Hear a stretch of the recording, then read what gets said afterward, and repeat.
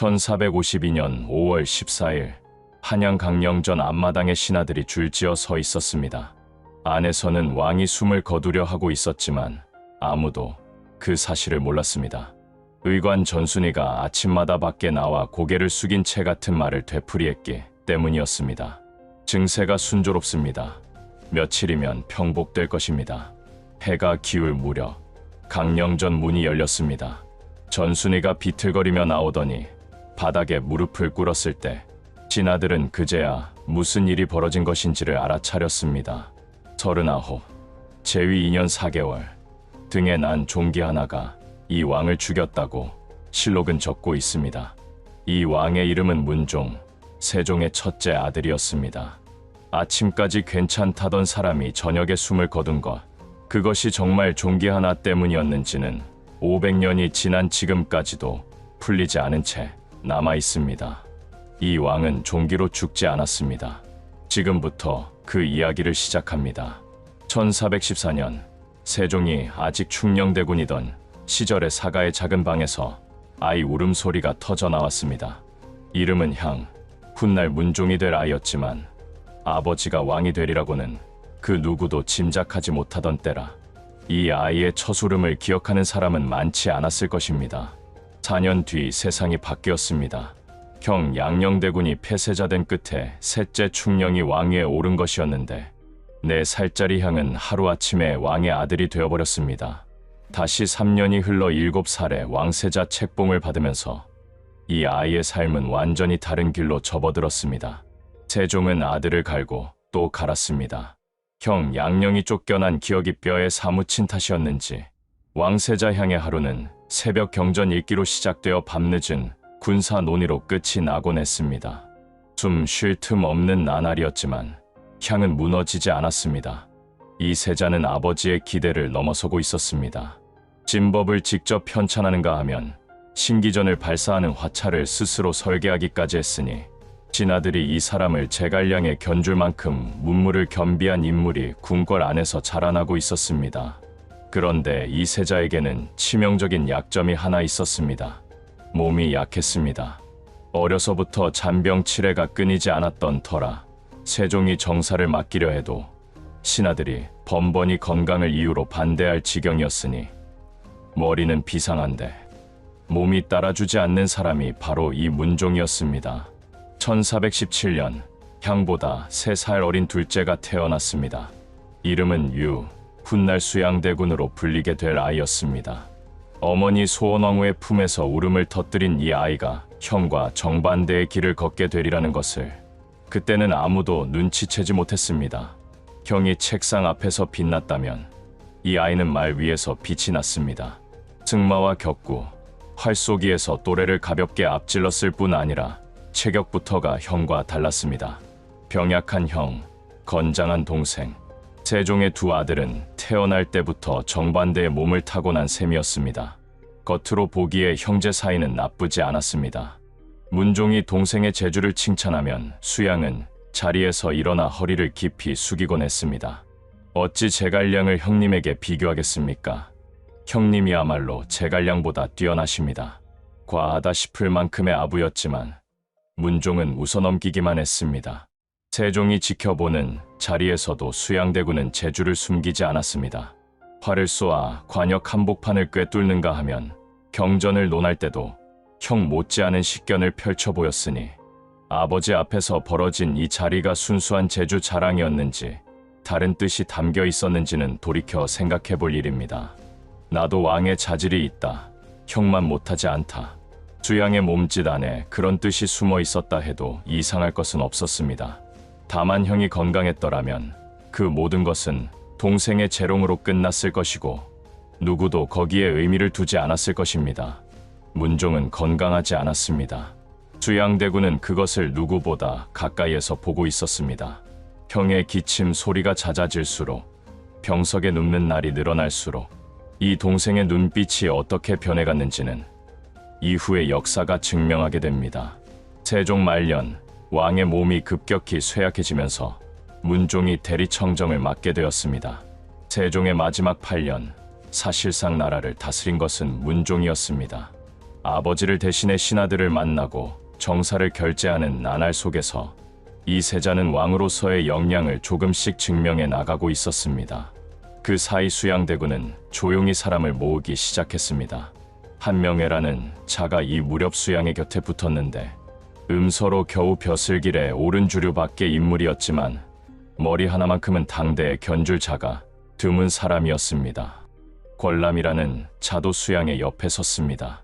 이 사람들에게는 한 가지 공통점이 있었는데 하나같이 출세의 길이 막혀있던 자들이었다는 것입니다.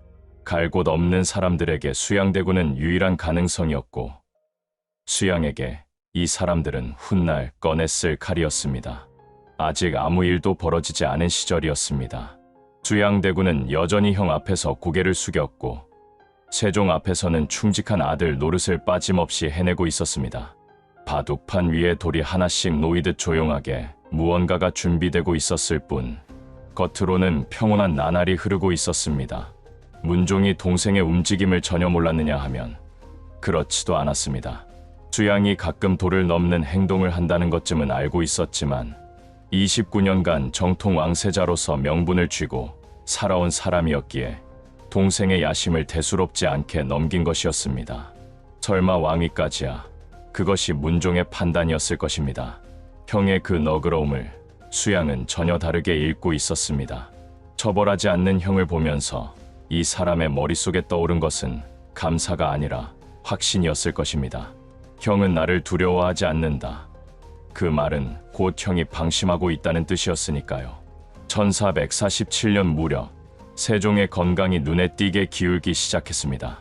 당뇨와 안질에 시달리던 왕이 침전에서 나오지 못하는 날이 잦아지자 궁 안에는 말없이 긴장감이 스며들고 있었습니다. 세종이 눈을 감으면 그 다음에 무슨 일이 벌어질 것인지를 모르는 사람은 없었습니다. 수양대군에게 전순이라는 의관의 이름이 들어온 것이 이 무렵이라는 정황이 있습니다.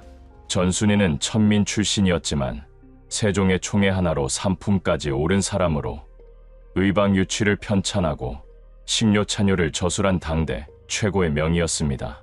천민에서 삼품까지 오직 왕의 총애만으로 올라간 자리였습니다. 세종이 살아있는 동안에는 전순이의 입지가 흔들릴 일이 없었지만 세종이 떠나고 새 왕이 들어서면 그 자리가 어떻게 될지는 아무도 장담할 수 없는 노릇이었습니다. 눈치 빠른 의관이 새로운 후원자를 찾아 나서는 것은 자연스러운 일이었을 것입니다. 수양대군이 전순이에게 어떤 말을 건넸는지, 둘 사이에 무엇이 오갔는지를 적어놓은 기록은 어디에도 없습니다. 다만 이후에 벌어진 일들만이 둘 사이의 관계를 짐작하게 해줄 뿐입니다. 1450년 2월, 세종이 눈을 감았습니다. 조선의 황금시대를 연 임금이 32년의 재위를 마치고 떠난 것이었습니다. 동별궁에 빈전이 차려진 가운데 문종은 상복 차림으로 즉위식에 올랐는데 아버지 생각에 눈물이 그치질 않아 소매가 젖어들었다고 실록은 전하고 있습니다. 29년을 기다린 왕이었습니다. 세종의 세자로 책봉된 이래 30년 가까이를 준비해온 자리에 마침내 오른 것이었지만 즉위의 감격보다 책임의 무게가 먼저 어깨를 짓눌렀을 것입니다. 아버지가 남긴 나라를 병약한 몸으로 이끌어야 한다는 것. 그것이 문종 앞에 놓인 현실이었습니다. 문종에게는 왕위보다 더 위험한 약점이 있었습니다. 왕비가 없었습니다. 현덕왕후 권씨가 단종을 낳자마자 숨을 거둔 뒤로 빈자리가 채워지지 않은 채 세월만 흘렀으니 왕실의 왕을 지켜줄 어른이 단 한 사람도 없다는 것이 문종의 가장 큰 허점이었습니다. 대비도 왕대비도 없는 궁궐, 왕이 쓰러지면 12살짜리 세자 단종 혼자 남는 구조였습니다. 수양대군의 눈에 이 빈자리가 어떻게 보였을지는 짐작하기 어렵지 않습니다. 왕실의 울타리가 허물어져 있다는 것, 야심을 품은 자에게 이보다 좋은 조건은 없었을 것입니다. 문종이 즉위하자 수양대군의 행동이 한층 대담해지기 시작했습니다.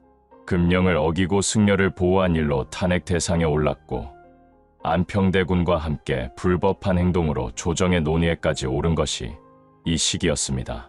그러나 문종은 동생을 처벌하지 않았습니다.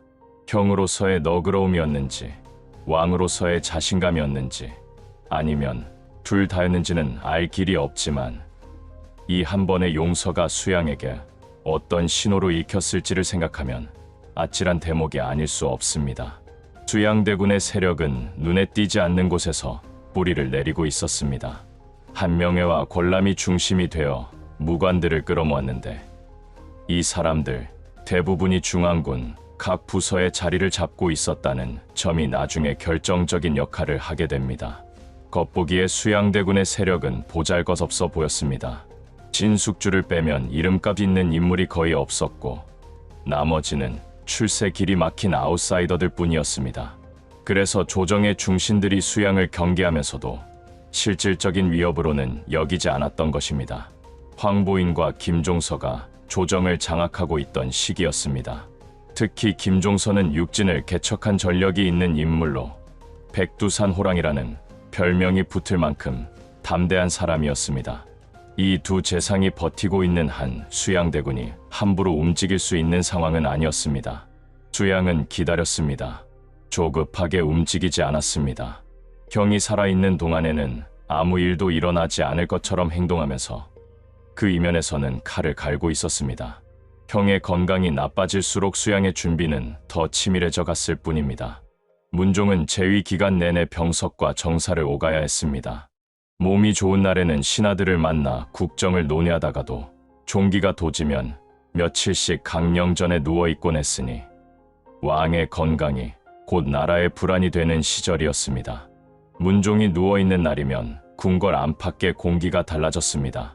신하들은 왕의 안부를 묻기 위해 정각 앞에 줄을 섰고 의관들은 분주하게 약을 다리느라 내의원을 오갔습니다. 그 소란의 한편에서 수양대군이 어떤 표정을 짓고 있었는지를 실록은 적어놓지 않았습니다. 1452년 봄, 문종의 몸이 다시 나빠지기 시작했습니다. 이번에는 예전과 달랐습니다. 등에 종기가 생긴 것이었는데 허리 위쪽 등 한가운데에 붉은 혹이 솟아올랐습니다. 보통 사람이라도 조심해야 할 병이었건만 하물며 몸이 약한 왕에게 난 등창이었습니다. 이때 문종의 곁에 불려온 사람이 전순이었습니다. 천민에서 삼품까지 오른 명예, 의방유취를 편찬한 의학의 천재가 왕의 주치의로 나선 것이었습니다. 누구보다 이 사람의 손이 필요한 순간이었고 실제로 전순이는 왕의 곁을 떠나지 않았습니다. 문종은 전순이를 믿었습니다.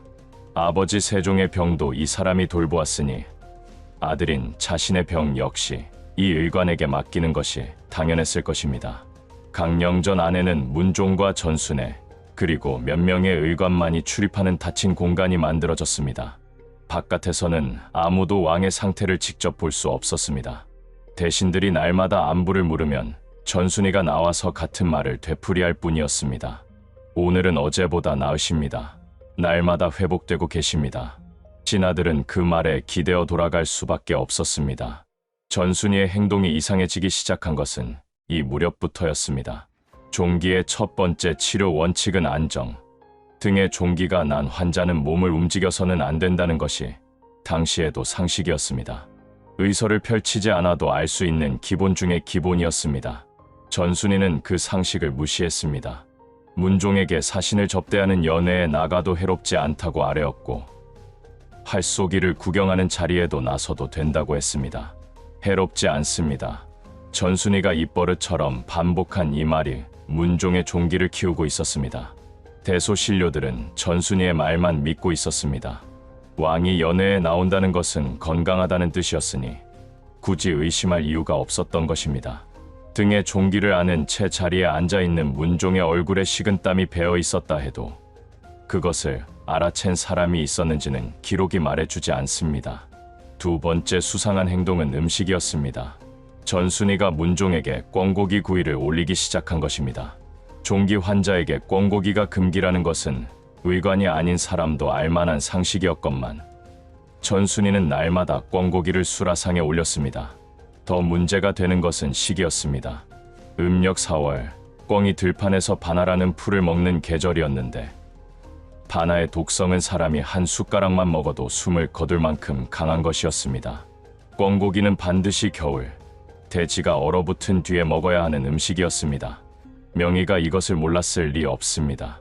의방유취를 편찬한 사람, 식료찬요를 쓴 사람이 음식의 독성을 모른다는 것은 있을 수 없는 일이었습니다.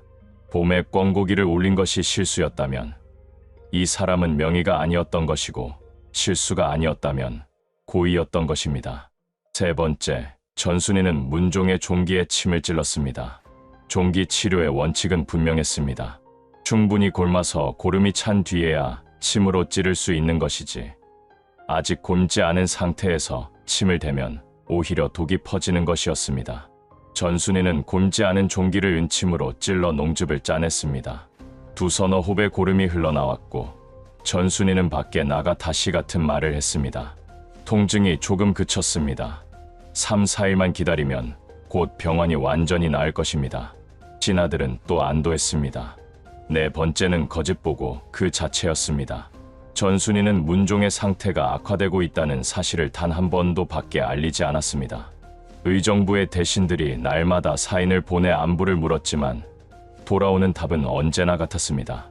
임금의 옥체가 오늘은 어제보다 나으십니다. 아무도 왕을 직접 보지 못했습니다. 궁궐의 안과 밖이 차단된 가운데 오직 전순이와 변한산, 최읍 3명의 의관만이 왕의 곁을 드나들었을 뿐입니다. 실록은 이 세 사람을 가리켜 범용한 의원이라 적고 있는데, 명의로 이름난 전순이에게 범용이라는 말을 붙인 것은 사관의 분노가 담긴 표현이었을 것입니다. 정리하면 이렇습니다. 첫째, 움직이면 안 되는 환자를 움직이게 했습니다. 둘째, 먹이면 안 되는 음식을 먹였습니다. 셋째, 찌르면 안 되는 종기를 찔렀습니다. 넷째, 나빠지고 있다는 사실을 끝까지 숨겼습니다. 이 네 가지를 한 사람이 당대 최고의 명이었다는 것, 그것이 핵심입니다. 아무것도 모르는 돌팔이가 실수를 저지른 것이 아니라 의서를 편찬하고 임금의 건강을 수십 년간 돌봐온 사람이 한 행동이었습니다. 실수라 보기에는 한 가지도 빠짐없이 정확하게 잘못된 방향으로만 향하고 있었습니다. 사헌부는 훗날 전순이의 죄를 4가지로 정리하여 탄핵 상소를 올립니다. 그 죄를 용서할 수 없는 것의 첫째, 둘째, 셋째, 넷째, 사헌부가 나열한 항목은 방금 이야기한 바로 그 4가지와 정확히 일치합니다. 등창에서 크게 금하는 것인데, 전순이가 해롭지 않다고 아뢰어 임금에게 사신의 접대와 관사 등 여러 가지 운동을 모두 하게 하였다. 사헌부 상소의 첫째 죄목입니다. 움직이지 말아야 할 사람을 움직이게 한 것. 의관이 아닌 자라도 방서를 펴보면 알 수 있는 일이었습니다. 식물의 성질이 병과 서로 반대되면 해로움이 있는 것인데, 꿩고기 같은 것이라면 등창에서 크게 금하는 바인데도 날마다 꿩고기 구이를 드렸다. 둘째 죄목이었습니다. 겨울에 먹어야 할 것을 봄에 올린 의관. 독성이 가장 강한 계절의 꿩고기를 종기 환자에게 매일 먹인 것입니다. 종기가 농하면 침으로 찌를 수 있으나 농하지 아니하면 찌를 수가 없는데도 전순이는 침으로 찌르자고 아뢰어 끝내 대고에 이르게 하였다. 셋째 죄목이었습니다. 곪지 않은 종기를 억지로 찔러 독을 퍼뜨린 것. 사헌부는 이것만으로도 전순이의 목을 벨 수 있다고 보았습니다. 넷째, 전순이는 죽는 날까지 거짓말을 멈추지 않았습니다. 5월 13일에 이르러서도 여전히 증세가 순조롭다 아뢰었으니 14일 아침에야 비로소 왕이 위태롭다는 사실을 알았다는 말 자체가 앞뒤가 맞지 않는 것이었습니다. 전날까지 괜찮다던 사람이 하루 만에 숨을 거둔다는 것. 처음부터 거짓이 아니었다면 설명할 길이 없습니다. 사헌부의 탄핵 상소는 이렇게 끝을 맺고 있습니다. 비록 의원을 업으로 하지 않는 자라 할지라도 방서를 펴서 보면 일목요연한 것인데, 하물며 전순이는 의원으로서 어찌 이것을 알지 못하여서 모두 계달하지 않았겠습니까? 전순이가 몰라서 그런 것이 아니라 알면서 그랬다는 뜻이었습니다. 사헌부만이 아니었습니다. 대사원 기관을 비롯한 여러 신하들이 상소를 올려 전순이의 극형을 요구했으니 조정 안에서 이 의관의 행동을 정상적이라 본 사람은 거의 없었다는 뜻이었습니다. 전순이의 목을 베어서 통분을 풀어야 한다. 신하들의 목소리는 한결같았습니다. 그런데 전순이는 죽지 않았습니다. 극형은커녕 관직 삭탈의 전의감 청지기로 좌천되는 것이 처벌의 전부였습니다. 왕을 죽인 의관에게 내려진 형벌이라고 하기에는 솜방망이라는 말조차 과한 수준이었습니다. 1452년 5월 14일 아침, 전순이가 강령전에 들어갔습니다. 나올 때 이 사람의 얼굴빛이 달라져 있었습니다. 비로소 왕의 상태가 위태롭다는 것을 알았다고 했지만 어제까지 괜찮다고 말하던 사람의 입에서 갑자기 위태롭다는 말이 나온 것 자체가 모순이었습니다. 궁 밖에서 통곡 소리가 터져 나왔습니다. 수양대군이었습니다. 형의 위태로운 소식을 듣자마자 달려온 이 사람이 외정에서 울부짖으며 소리쳤습니다. 어째서 청심원을 올리지 않는가? 형을 살리라는 절규였습니다. 전순이가 비로소 청심원을 올리려 했지만 이미 때가 늦어 있었습니다. 조금 뒤 문종이 숨을 거두었습니다. 39, 29년을 기다려 왕이 된 사람이 2년 4개월 만에 강령전 바닥에 누운 채 눈을 감은 것이었습니다. 실록은 그 순간을 이렇게 적고 있습니다. 의정부의 대신들이 임금의 병환이 위급한 때를 당하여 한 사람이라도 임금을 배웁고 병을 진찰하기를 청하지는 않고서 범용한 의관에게만 맡겨놓고 있었으니 그때 사람들의 의논이 분개하고 한탄하였다. 왕이 죽는 그 순간까지 제대로 된 의관이 한 명도 왕의 곁에 없었다는 뜻이었습니다. 대신들은 궁 밖에 앉아 사인을 시켜 안부만 물었을 뿐 직접 들어가 왕을 보려 한 사람은 아무도 없었습니다. 전순이의 말을 믿었기 때문이었습니다. 괜찮다는 그 한마디를 말입니다. 여기서 한 가지를 다시 짚어야 합니다. 수양대군의 통곡, 어째서 청심원을 올리지 않는가 하고 울부짖은 그 장면입니다. 형이 위급하다는 소식에 달려와 눈물을 쏟으며 약을 올리라 외치는 동생. 그것만 보면 지극한 우애의 모습이었습니다. 그런데 이 장면을 뒤집어 보면 전혀 다른 그림이 됩니다. 형이 죽어야 왕위가 열리는 사람이 형의 침실 밖에서 울고 있었던 것입니다. 형의 의관을 통해 형의 건강을 누구보다 잘 파악하고 있었을 사람이 형이 죽는 순간에 궁 밖에서 통곡하고 있었습니다. 통곡은 진심이었을까? 연기였을까? 아무도 답할 수 없는 질문입니다. 다만 이 남자가 형의 장례가 채 끝나기도 전에 움직이기 시작했다는 사실만은 실록이 분명하게 기록하고 있습니다. 문종이 죽고 12살짜리 단종이 즉위했습니다. 왕실에 어른은 없었습니다. 대비도 왕대비도 세상을 떠난 뒤라 어린 왕을 지켜줄 울타리가 어디에도 남아있지 않았으니 수양대군이 기다려온 조건이 마침내 갖추어진 것이었습니다. 문종이 살아있었더라면 이 모든 것은 일어나지 않았을 것입니다. 문종이 5년만 더 살았더라면 단종은 17이 되어 친정을 시작했을 것이고 수양대군이 감히 손을 댈 수 있는 상황이 아니었을 것입니다. 문종의 죽음이야말로 모든 비극의 출발점이었습니다. 문종이 죽자마자 의관들에 대한 문책이 시작되었습니다. 의금부가 전순이를 수종으로 지목하여 가장 무거운 죄를 물었습니다. 변한산과 최읍에게도 곤장 100대의 유배 3,000리가 내려졌습니다. 신하들의 분노는 거셌습니다. 사원장령 이보음을 비롯한 여러 관리가 전순이에게 가벼운 벌을 줄 것이 아니라 극형에 처해야 한다는 상소를 올렸으니 왕을 죽인 의관의 목을 베라는 목소리가 조정을 가득 채우고 있었습니다. 그런데 이상한 일이 벌어졌습니다. 전순이에게 내려진 처벌은 관직 삭탈과 전의감 청지기로의 좌천이 전부였습니다. 사형을 요구하는 상소가 빗발쳤건만 그 상소들은 하나도 받아들여지지 않았습니다. 더 놀라운 것은 그 다음이었습니다. 탄핵된 지 7개월도 지나지 않아 전순이가 방면되어 내의원에 다시 출사한 것입니다. 왕을 죽인 의관이 반년 만에 복직했다는 말이 됩니다.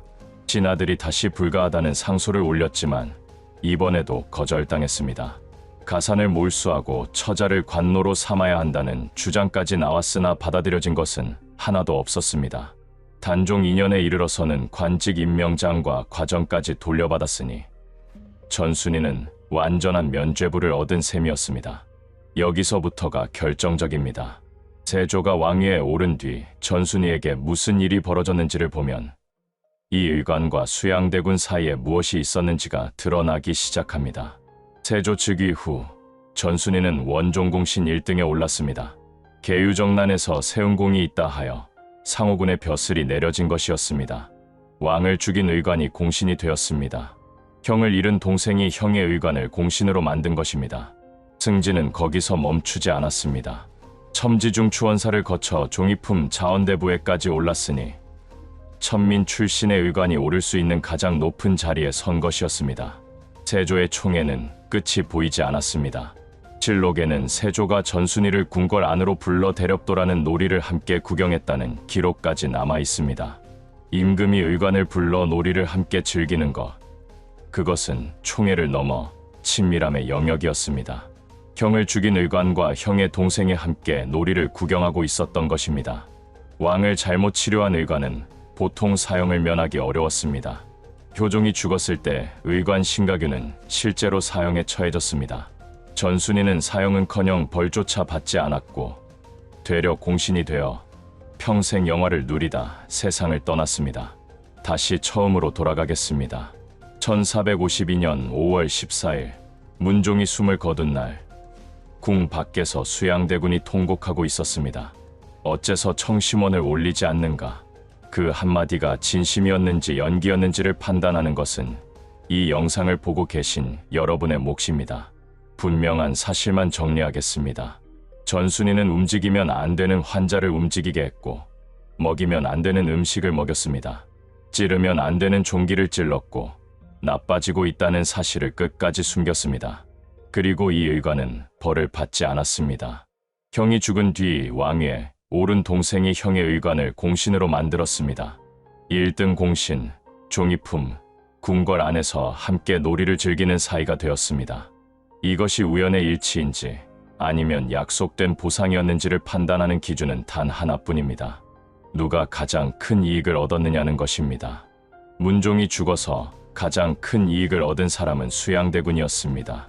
문종이 살아있었다면 계유정난도 없었을 것이고 단종이 영월에서 죽는 일도 없었을 것입니다. 단종의 죽음은 예견된 결과였습니다. 그 출발점은 문종의 죽음이었고 문종의 죽음 뒤에는 전순이가 있었고 전순이의 뒤에는 수양대군이 서 있었습니다. 문종은 정말 종기로 죽은 걸까요? 수양대군은 정말 몰랐던 걸까요? 아니면 처음부터 기둥 뒤에서 형을 지켜보던 그 눈빛 그대로 끝까지 알고 있었던 걸까요? 지금까지 문종과 수양대군의 이야기였습니다. 여러분은 어떻게 생각하시는지 댓글로 들려주시기 바랍니다. 구독과 좋아요는 다음 이야기를 준비하는 힘이 됩니다.